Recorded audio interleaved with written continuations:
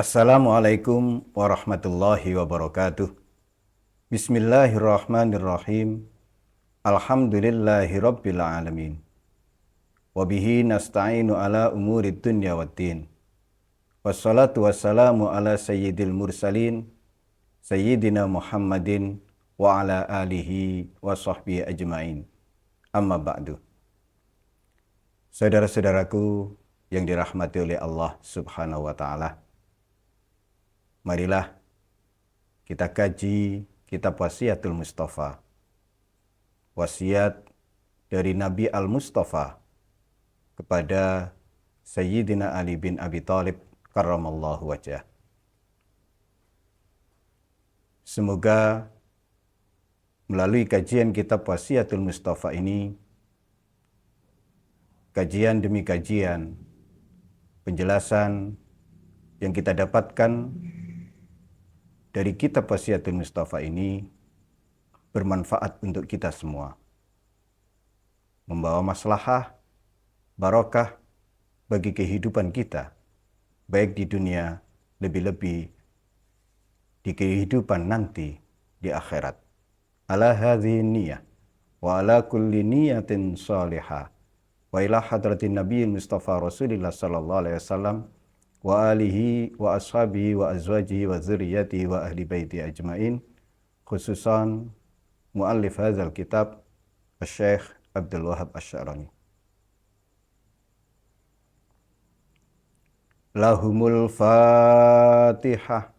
A'udzubillah.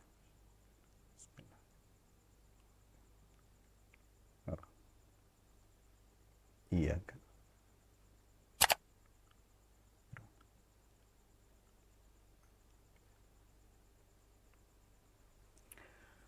Qala Rasulullah sallallahu alaihi wasallam, ya Ali, man shoma Ramadhana wajtanabal haram fihi wal buhtana radhiyallahu anhur rahman wa aujaba lahul jinan. Wahai Ali, siapa yang berpuasa di bulan Ramadan serta menjauhi hal-hal yang haram, menjauhi dan meninggalkan perkara-perkara yang diharamkan oleh Allah dan Rasul-Nya, kemudian tidak melakukan kebohongan besar, maka Allah akan meridhoinya dan wajib atasnya dimasukkan surga. Wasiat Nabi kepada Sayyidina Ali ini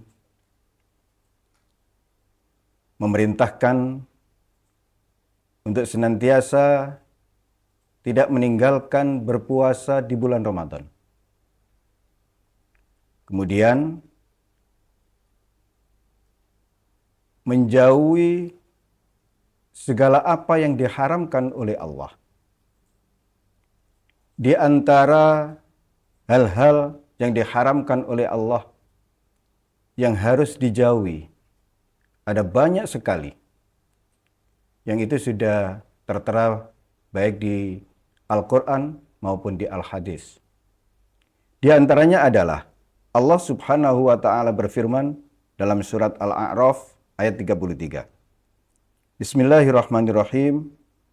Qul innama harrama rabbi al-fawahisha ma zahara minha wa ma batan wal ithma wal baghya bighairil haqq wa an tusyriku billahi ma lam yunazzil bihi sultana wa an taqulu 'alallahi ma la ta'lamun.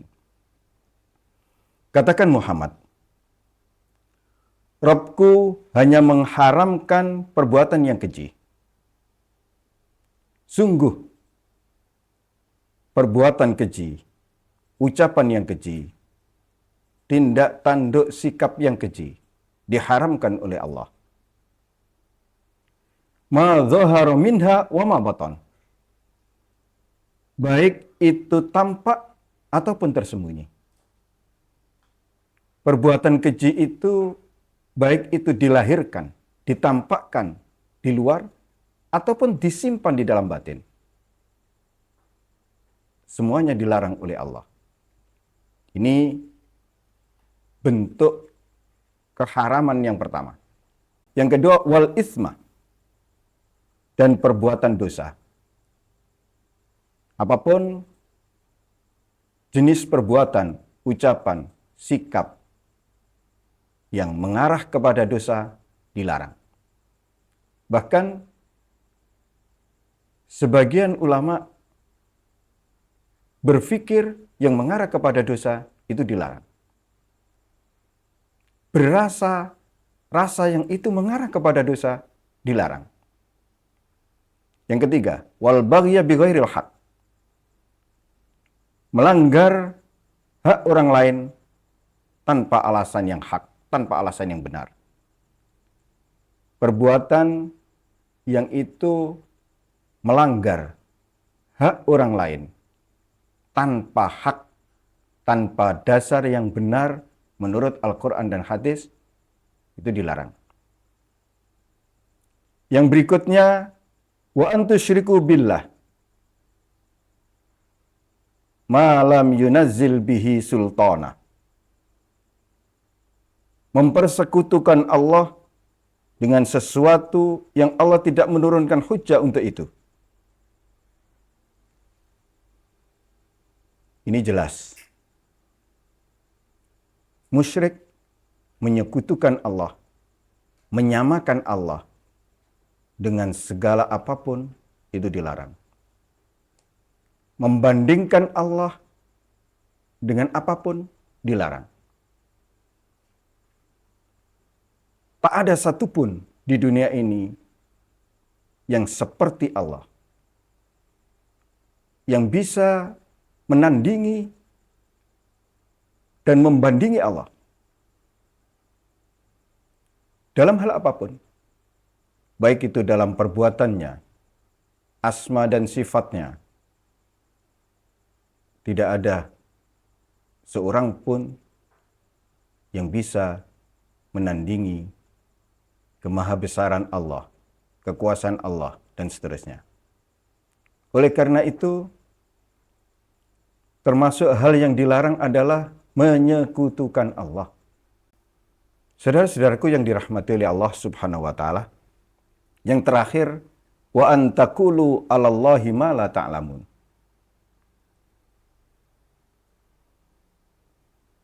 Berbicara terhadap Allah atau mengada-adakan terhadap Allah apa yang tidak kamu ketahui.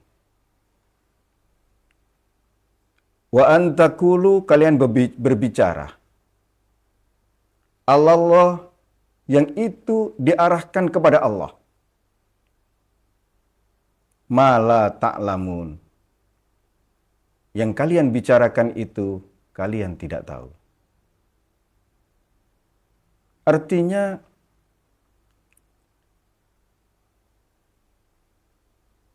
jika kalian belum benar-benar mengenal Allah dengan baik, belum benar-benar makrifat kepada Allah haqqan wa hakikatan, jangan berbicara tentang Allah. Subhana rabbika rabbil izzah amma yasifun. Maha suci Tuhanmu. Rabbil izzah, Tuhan yang maha mulia. Amma yasifun, dari apa yang disifatkan oleh orang-orang musyrik. Orang-orang musyrikin, musyrikat, orang-orang munafikin, orang-orang kafirin mensifati Allah tidak sebagaimana sifat yang sebenarnya ada pada Allah. Itu karena mereka tidak tahu, tidak mengenal siapa Allah. Khaliquna, yang menciptakan kita. Razikuna, yang memberi rizki kita, yang menjamin rizki kita, menjamin kehidupan kita. Ini dilarang. Dari sinilah kemudian awal wajibin ma'rifatul ilah. awwalu wajibin ala kulli mukallafin. Hal pertama yang diwajibkan atas setiap mukallaf adalah ma'rifatul ilah bistiqon. Mengenal Allah dengan yakin, dengan mantap. Ini pelajaran yang harus kita ketahui bersama, bahwasannya sebelum kita menyembah, kita harus kenal terlebih dahulu siapa yang kita sembah. Itu termasuk hal-hal yang dilarang oleh Allah yang tertera dalam Al-Quran surat Al-A'raf ayat 33. Yang kedua, al-buhtan. Jadi setelah orang menjalani puasa dengan benar dan baik, kemudian meninggalkan, menjauhi hal-hal yang diharamkan oleh Allah, termasuk diantaranya tadi yang besar-besar, itu tertera dalam surat Al-A'raf ayat 33. Yang berikutnya adalah menjauhi al-buhtan. Apa itu al-buhtan? Tidak hanya sekedar dusta atau kebohongan. Al-buhtan a'zamu indallah minal ghibah. Buhtan itu jauh lebih besar dibandingkan ghibah, menggunjing. Kita tahu bahwa al-ghibah an taqula fi akhikal muslim ma yakrahuhu minas sifat al-mawjudah fi hala ghiyabihi.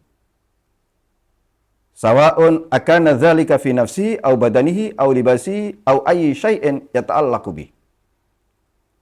Ghibah adalah engkau berbicara tentang saudaramu yang muslim apa yang tidak ia sukai. Membicarakan yang tidak disukai oleh saudaramu yang muslim.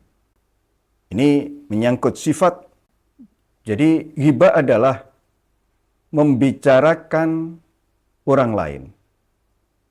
Membicarakan sifat buruk orang lain ketika ia tidak ada. Sifat ini meliputi tentang fisiknya, pakaiannya, atau segala sesuatu yang terikat dengannya.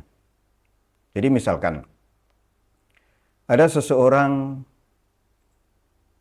yang bertubuh pendek, bahkan, ya mohon maaf, mungkin secara umum, pendek tubuhnya itu tidak wajar. Alias orang cebol misalkan itu.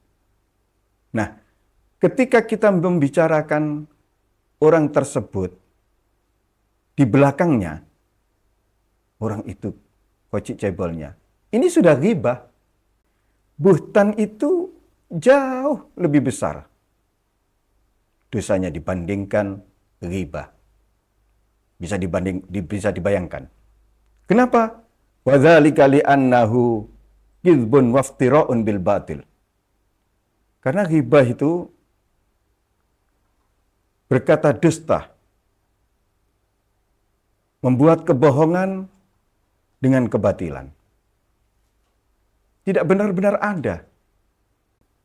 Nah, ini diperintahkan untuk dijauhi. Melakukan kebohongan besar terhadap seseorang atau siapapun. Bahkan kebohongan terhadap Allah. Dengan batil, dengan yang tidak semestinya. Saudara-saudaraku yang dirahmati oleh Allah Subhanahu wa taala. Jika seseorang mengamalkan 3 hal di atas, yaitu berpuasa di bulan Ramadan dengan benar dan baik sesuai dengan tatanan aturan yang telah digariskan oleh Allah dan Rasul-Nya, kemudian menjauhi dan meninggalkan hal-hal yang diharamkan oleh Allah, kemudian tidak melakukan kebohongan besar, tidak melakukan buhtan. Nah, orang yang melakukan seperti itu Radiya anhur rahman. Dia akan mendapatkan ridho dari Ar-Rahman, Allah yang Maha Pengasih, tak pilih kasih. Setelah diridhoi oleh Ar-Rahman, berhak atasnya dimasukkan surga. Inilah sekelumit pelajaran dari kitab Wasiatul Mustafa, wasiat Nabi kepada Sayyidina Ali, terkait dengan siapa orang-orang yang diridhoi oleh Ar-Rahman, Allah Ar-Rahman, yang kemudian atasnya berhak dimasukkan ke surga. Semoga kita semua digolongkan ke dalam orang-orang yang diridhoi oleh Ar-Rahman dan kelak berhak mendapatkan jatah surga. Amin ya rabbal alamin. Ja'alanallahu wa iyyakum minat tawwabin wa minal mutatahhirin. Wa ja'alanallahu wa iyyakum min ibadihi salihin al muslihin. Wassalamualaikum warahmatullahi wabarakatuh.